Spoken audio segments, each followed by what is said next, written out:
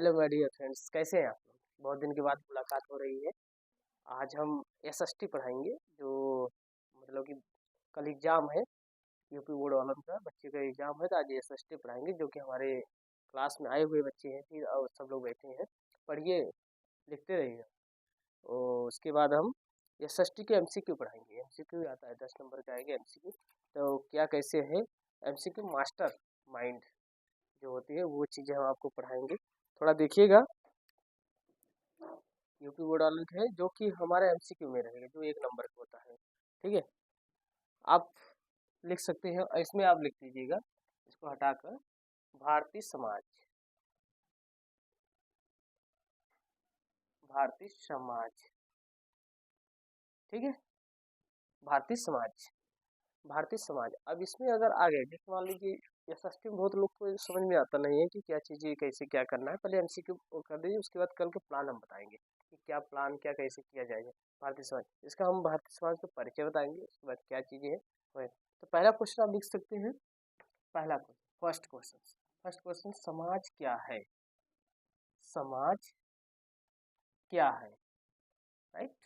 समाज क्या है, पहले नंबर पे समाज क्या है। समाज होता क्या है, ये चीज़ें हमको समझना पड़ेगा कि समाज होता क्या है। तो समाज के लिए आपको ये एमसीक्यू है, अगर आता है एग्जाम में एमसीक्यू में बता रहे, अगर आता डायरेक्ट आपको याद कर लीजिएगा, डायरेक्ट याद करिएगा। अमूर्त होता है, क्या होता है, अमूर्त। क्या होता है सर, अमूर्त होता है, ठीक है, अमूर्त होता है, इसको देखते रहिएगा। फिर अमूर्त होता है, फिर होता है, अगर एग्जाम में आता है आपके आ जाएगा, दूसरा क्वेश्चन आ जाएगा, दूसरा क्वेश्चन आ जाएगा, कहेगा सेकेंड क्वेश्चन। अगर कह रहा है कि किस आयु में व्यक्ति सामाजिक समूह में सदस्य हो सकता है, मतलब कि कहने मतलब ये होगा, किस आयु में किस आयु में व्यक्ति सामाजिक समूह के सदस्य बन सकता है, अरे हो सकता है, मतलब समाज में जाकर समाज को बड़े लोगों के साथ उठन बैठन हो सकता है, बैठ सकता है, कोई दिक्कत नहीं रहेगा। ठीक है, उठन बैठन हो सकता है।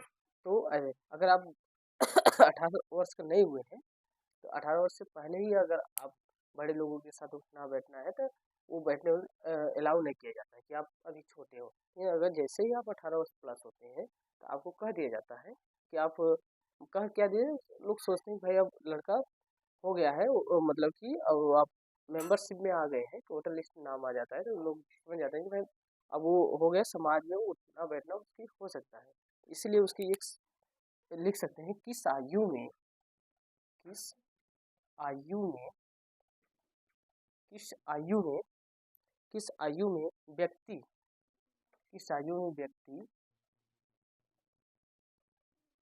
किस आयु में व्यक्ति सामाजिक समूह के, आप लिख सकते हैं, सामाजिक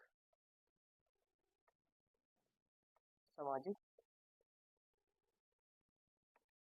समूह के सामाजिक समूह के सदस्य हो सकते हैं, सदस्य हो सकते हैं। तो सदस्य मतलब होता है मेंबर हो सकते हैं, ठीक है, मेंबर हो सकते हैं। किस आयु में, जब 18 वर्ष हो जाएगा, तो आप आंसर भी उसको लिख दीजिएंगे, 18 वर्ष का। यानी कि किस आयु में व्यक्ति सामाजिक समूह का मेंबर्स हो सकता है, मतलब समाज में उठना बैठना, वो उठ बैठ सकता है। तो आप कह सकते हैं कि 18 वर्ष की उम्र अगर हो गई है, तो बच्चा समाज में जाकर उठ उठ बैठ सकता है। इतना समझ आया बोलो, समझ आ गया ना। अब चीजें आप कह सकते हैं, किस किस विषय का ज्ञान हमें पहले से ही होता है। आप कह सकते हैं, अगर ये आ जाएगा, किस विषय का ज्ञान हमें पहले से होता है, क्या होता है, समाज शास्त्र। समाज शास्त्र ऐसा है कि सभी को पता होता है, पहले से ज्ञान होता है कि समाज में कैसे है, कैसे रिस्पेक्ट बड़े को करना चाहिए, छोटे को कैसे रिस्पेक्ट बिहेव करना चाहिए, जो लोगों को पहले से पता होता है। अब अगर आ गया कि किस विषय का ज्ञान हमें पहले से होता है, तो आप बता सकते हैं समाज शास्त्र का।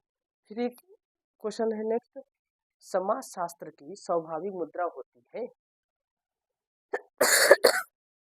देख सकते हैं कि समाज शास्त्र की स्वाभाविक समाज शास्त्र की स्वाभाविक मुद्रा होती है, तो आप बता सकते हैं तुलनात्मक होती है। क्या होती है, तुलनात्मक होती है। ठीक है, इतना हो गया। फिर आप लिख लीजिएगा समाजशास्त्र। समाजशास्त्र आपकी व्यक्तिगत परेशानियों एवं सामाजिक मुद्दों के बीच की कड़ियों एवं संबंधों को प्रदर्शित करने में मदद करता है। तो कथन है सीटाइट का, मतलब कौन लिखा है, ये कौन लिखा है, सीटाइट। सीटाइट का मतलब कि इन्होंने लिखा है कि समाजशास्त्र जो है आपकी व्यक्तिगत परेशानियों और सामाजिक मुद्दों के बीच की कड़ियों और संबंधों को प्रदर्शित करने में मदद करती है। मतलब सिंपल सी बात है, आप कह सकते हैं ये जो कह सकते हैं सामाजिक मुद्दों के बीच, मतलब कि अगर समाज में रह रहे हैं, उठ रहे हैं, बैठ रहे हैं, तो आप कह सकते हैं इसमें कि बता सकते हैं कि अगर आपको परेशानियां आ रही हैं तो समाज में अगर उठना बैठना है, लोग जानते हैं आपको तो आपकी हेल्प कर देंगे। वही चीजें ये कौन लिखा है, ये कौन अपने हिसाब से परिभाषा दिए हैं, इनका नाम क्या है, सीटाइट का। सीटाइट का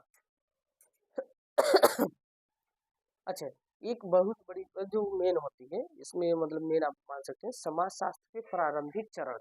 समाजशास्त्र के प्रारंभिक चरण में कौन सी प्रक्रिया शामिल है। अगर ये आ जाए एग्जाम में तो आप बता दीजिएगा कि समाजशास्त्र के प्रारंभिक चरण में कौन सी प्रक्रिया शामिल है। तो आप बता दीजिए भूलने की, मतलब कि लोगों ने समाज में क्या होते हैं जो प्रक्रिया शामिल है, कहते हैं क्या प्रारंभिक चरण में, मतलब क्या होती है, लोग जब समाज में आते हैं तो लोगों की कैसे बोलना है, किस बोलने से पहले भूल जाते हैं लोग। ठीक है, अगर आप बहुत बोलते हैं, मान लीजिए आप बहुत बोलते हैं, हमेशा पकड़ पकड़ करते रहते हैं, लेकिन अगर वही चीज़ आपको माइक पकड़ा दिया जाए कि आप 4 लोग के सामने बोलिए, आप क्या करेंगे, आपकी आवाज़ें नहीं होगी। तो वही चीज़ें होती, वो प्रारंभिक चरण क्या है कि जो उस सामाजिक प्रक्रिया शामिल होती है, उसको प्रारंभिक चरण बताना। तो आप पहले बता दीजिए भूलने की जो आदत होती है ना, तो ये नेचर की बात है, ये सब लोग भूल जाते हैं कि आप जैसे हम ही अगर हम पढ़ा रहे हैं तो आज हम कैमरे के पीछे पढ़ा रहे हैं, तो कैमरे के पीछे पढ़ाना वो अलग बात है, लेकिन अगर यही चीज़ें हम 4 लोग के सामने अगर हम पढ़ा रहे हैं, 4 लोग सामने खड़े हैं और उसके बाद अगर हम बोलना है, हमें माइक पे कुछ बोलना है, तो चीज़ें हमें सोचना पड़ेगा कि क्या वर्ड बोला जाए, क्या नहीं। और ऐसे बोलना और ऐसे ऑफलाइन बोलना वो अलग चीज़ हो जाती है। तो चीज़ें ये है, तो पहला प्रक्रिया ये हो जाती है समाजशास्त्र प्रारंभिक चरण में। अब आएगा प्रारंभिक चरण जानते रहिए समाजशास्त्र के, तो आप बोल दीजिएगा कि भूलने की सॉरी। अब आती है किसके अंतर्गत, मनु भाई ठीक है देखते रहिएगा, किसके अंतर्गत किसी देश की जनसंख्या, क्षेत्र, समुदाय आदि का अध्ययन किया जाता है। मतलब अगर इसको आप आसान शब्दों में समझेंगे तो आप बता सकते हैं कि किसके अंतर्गत किसी देश की जनसंख्या, किसी देश की जनसंख्या, क्षेत्र मतलब जनसंख्या, क्षेत्र, समुदाय, समुदाय कम्युनिटी ऑफ कास्ट वस्ट का, फिर उसके बाद आदि का अध्ययन किया जाता है। तो आप बता सकते हैं जनसांख्यिकी, इसे आप डेफिनेशन भी बना सकते हैं कि जिसके अंतर्गत किसी देश की जनसंख्या, क्षेत्र, समुदाय आदि का अध्ययन किया जाए तो जनसंख्या मतलब मतलब क्या आप कह सकते हैं जनसांख्यिकी कहलाता है। ये डेफिनेशन भी बना सकते हैं, अगर आएगा तो आप बता सकते हैं। उसमें मेन पॉइंट होती है जनसांख्यिकी में। आप इसको हटाइए, इसको जनसांख्यिकी मतलब समझिए, क्योंकि ये आपके चैप्टर में मेन पॉइंट रहेगा। ये कल की संभावना है क्या आने का, जनसांख्यिकी जो चीज है ना, ये कल की संभावना, कल की बात बता रहे हैं यूपी बोर्ड का। ठीक है, ये समाजशास्त्र में ना, समाज समाजशास्त्र, ये आपके कल के में आते हैं। जनसांख्यिकी अगर क्वेश्चन आ रहा है, जनसांख्यिकी, अगर जनसांख्यिकी सब आ रहा है तो आप बता दीजिएगा जनसांख्यिकी। जनसांख्यिकी कैसे लिखा है ये, जनसांख्यिकी,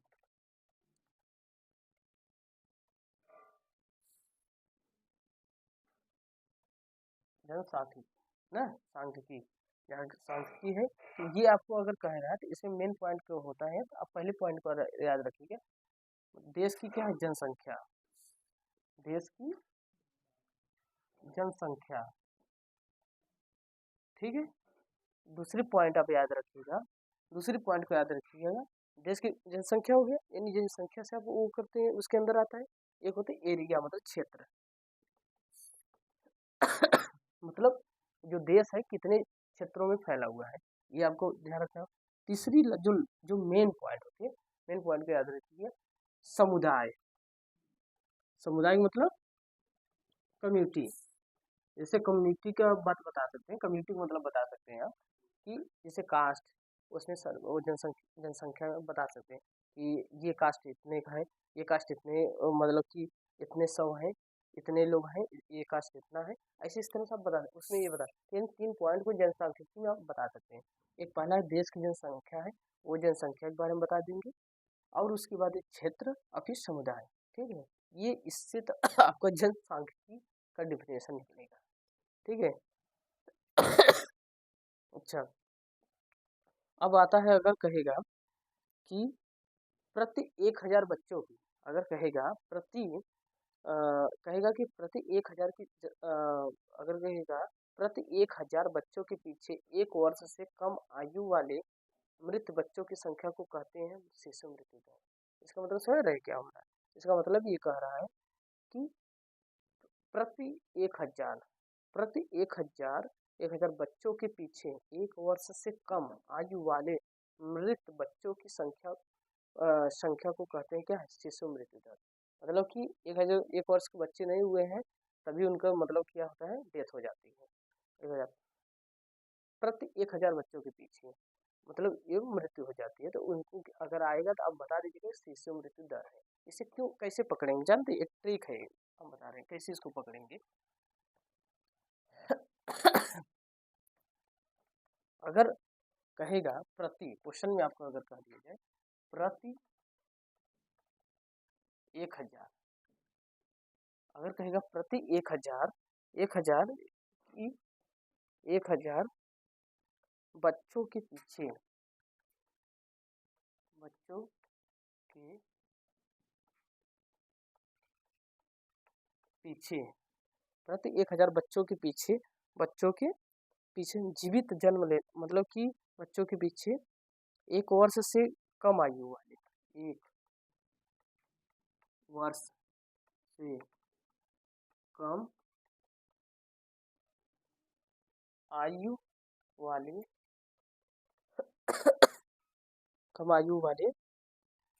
कम आयु वाले मृत बच्चों की संख्या को कहते हैं मृत बच्चों की संख्या कहते हैं।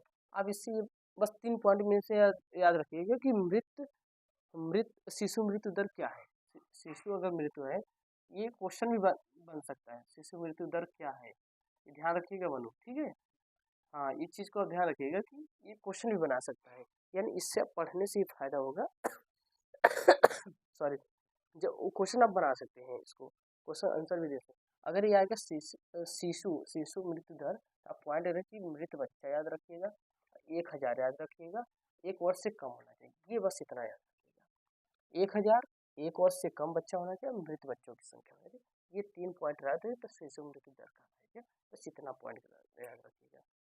ठीक है, ये सब चीजें हैं। और समाजशास्त्र में क्या है, बहुत ईजी है समाजशास्त्र। जब भी आप समझेंगे समाजशास्त्र इतना है, जब भी क्वेश्चन आ गया, कोई भी क्वेश्चन अगर आ गया, तो क्वेश्चन आने से पहले ये समझिए कि जो भी हमें समझना है समाज को लेते हुए समझना है, ये नहीं समाज को हट के समझ। अगर आप समाज से हट के कोई शब्द को समझ रहे हैं, ठीक है, तो वो चीजें है। और बहुत पॉइंट वाली बात ये है कि अगर आप पढ़ना शुरू मतलब उसको करना शुरू करें, वो कहाँ गया यार क्लीन करने वाला,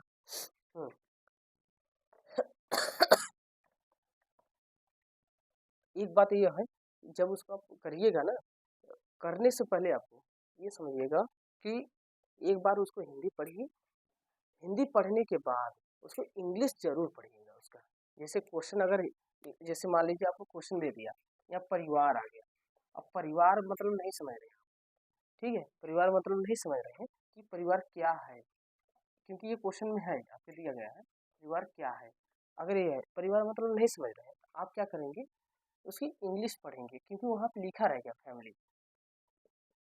तो ये इससे आप कनेक्ट कर पाएंगे कि होता क्या चीज़ है, समझ रहे हैं, उस चीज़ आप समझिए। जैसे माथे नातेदार, नातेदार होते हैं ना, तो रिश्तेदार को ही नातेदार बोला जाता है। तो वहाँ पे लिखिएगा रिलेशन, तो इससे आप समझ जाएंगे चीज़ें, हाँ यार ये चीज़ है, ये चीज़ होता है। तो आप ये ध्यान रखिएगा कि उससे पहले, पढ़ने से पहले पॉइंट को याद रखिएगा कि उससे मतलब हिंदी तो पढ़िएगा, एक बार इंग्लिश जरूर पढ़िएगा, क्योंकि हम लोग बचपन से क्या होता है, कुछ कुछ वर्ड होता है जो कि इंग्लिश में ही बोलते हैं, कुछ वर्ड जिससे आपको कहा जाए आपको अगर कहा जाए डॉक्टर है, डॉक्टर हिंदी अगर कोई कह दिया जाए तो बोले, जैसे मान लीजिए कंप्यूटर, कंप्यूटर का हिंदी होता है संगणक, संगणक होता है। अगर ये कह दिया जाए कि इसका संगणक क्या है, तो आप कंफ्यूज हो जाएंगे। इसलिए आपको क्या करना है कि आपको मेन पॉइंट पर याद रखना है, उसकी इंग्लिश जरूर पढ़िएगा, जाइएगा या पेपर में समाज शास्त्र में यही बात होती है, हिंदी में ही प्रॉब्लम होती है, तो शुद्ध हिंदी दिया जाता है, तो शुद्ध हिंदी सभी को नहीं याद होता है। ठीक है, तो ये सब चीज़ें आप ध्यान रखिएगा। तो आज के लिए हम इतना ही बताएंगे, क्योंकि लंबा वीडियो बन जाएगी, तो इसलिए हम नहीं बता पाएंगे। तो इतना ध्यान दीजिए कि जब भी आप जाइएगा इंग्लिश, हिंदी तो पढ़िएगा पढ़िएगा, उसको इंग्लिश जरूर पढ़िएगा। इंग्लिश पढ़ने से आपको फायदा हो जाएगा कि जो चीज़ें हमें हिंदी नहीं पता होती है वो इंग्लिश में पता होती है, कि इसका मतलब ये हो जाता है। ठीक है, ये सब आपको समझ में आना चाहिए। जैसे अगर हम आपको फॉर एग्जाम्पल में हम आपको समझाएंगे, क्योंकि ऐसी चीज़ नहीं है कि आपको फर्जी यही समझ कह दिए। जैसे मान लीजिए साक्षरता है, ठीक है, साक्षरता। अब साक्षरता का मतलब क्या होती है?